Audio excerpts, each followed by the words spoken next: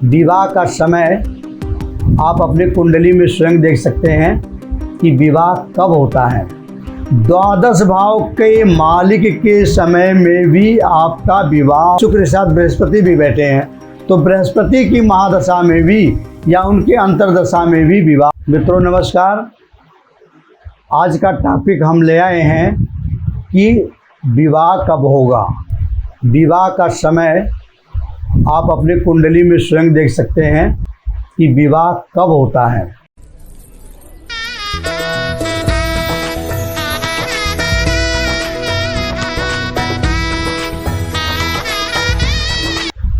तीन चीज आप याद रखिए। एक तो सप्तम या सप्तमेश के समय में आपके कुंडली का जो 7वां भाग होता है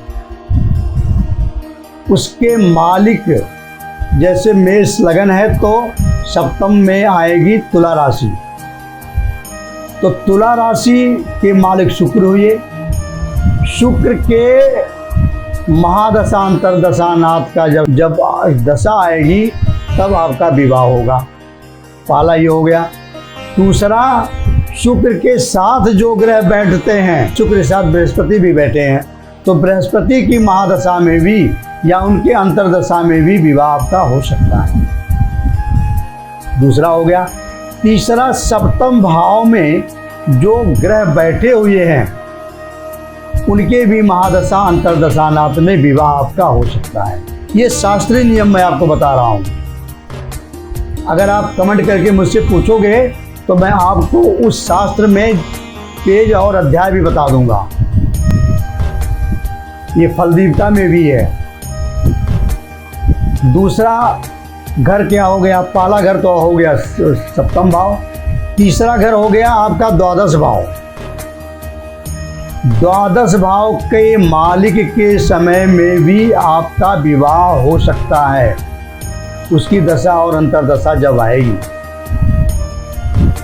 जैसे अगर मेष लगन है तो द्वादश भाव में मीन राशि पड़ेगी। मीन राशि के स्वामी होते हैं बृहस्पति। अब बृहस्पति के समय में इनकी महादशा अंतरदशा में आपका विवाह हो सकता है। और बृहस्पति कहीं भी बैठे हों, जो ग्रह बृहस्पति के साथ भी बैठता है ना, वो भी विवाह कराता है। उसके भी दशा अंतरदशा में आपका विवाह हो सकता है। और 12वें भाव में जो ग्रह बैठता है 12वें में, उसके भी दशा अंतरदशा में आपका विवाह हो सकता है। अब तक आपने सप्तम भाव का देखा और द्वादश भाव का देखा। एक भाव और बहुत महत्वपूर्ण है, द्वितीय भाव। द्वितीय भाव, अगर मान लीजिए मेष लगन कोई कुंडली है तो द्वितीय भाव में वृषभ राशि आएगी। वृषभ राशि के मालिक शुक्र होते हैं, तो शुक्र के दशा अंतरदशा में आपका विवाह हो सकता है। शुक्र जहाँ भी बैठे हों, अगर वहीं उनके साथ कोई ग्रह बैठा हो युति बनाए हुए, तो उसके दशा अंतरदशा नाथ में भी समय में भी आपका विवाह हो सकता है। अब द्वितीय भाव में जो ग्रह बैठते हैं उनके दशा में भी विवाह हो सकता है। मित्रों, ये तो हुआ आपका दशा से। अब एक हम अष्टक वर्ग द्वारा आपको मैथमेटिकल सूत्र बता दें। मैंने अष्टवर्ग का भी बहुत सारी वीडियो बनाई है। अच्छा, द्वितीय, सप्तम और द्वादश भाव से संबंध रखने वाले ग्रहों के विवाह समय में शादी होती है। अब ये कब होगा, इसमें आपको दोहरा गोचर लेना पड़ेगा। दोहरा गोचर क्या लेना पड़ेगा? जिस समय शनि महाराज और बृहस्पति महाराज सप्तम या सप्तमेश को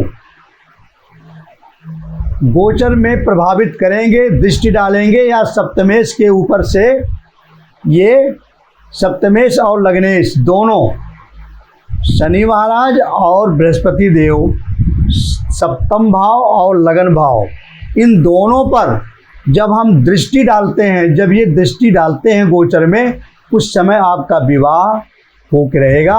और दशा यही होनी चाहिए, द्वितीयेश, द्वादश और सप्तमेश से संबंध रखने वाले ग्रह का।